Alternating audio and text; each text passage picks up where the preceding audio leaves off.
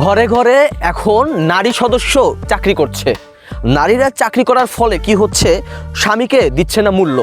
এই মূল্য না দেওয়ার কারণেই স্বামীর ঘরে তারা থাকতে পারছে না, স্বামীর সাথে উঁচু গলায় কথা বলছে। স্বামী তো পাচ্ছে না কোনো চাকরি। গার্মেন্টসে প্রত্যেক পুরুষ অবহেলিত, লাঞ্ছিত, বঞ্চিত।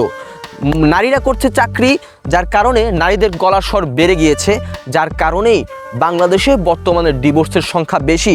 আর একটা কথা আপনাদেরকে বলে রাখি, বর্তমান বাংলাদেশে নারীদের ডিভোর্স দেওয়ার সংখ্যা বেশি। তার মানে নারীরা আগে ডিভোর্স দিচ্ছে। কারণ কি? কারণ একটাই, পুরুষরা তাদেরকে ঠিকভাবে লালন পালন করতে পারছে না, পুরুষরা একসাথে সংসার করতে পারছে না। তার মূল কারণ একটাই, নারীরা চাকরি করছে।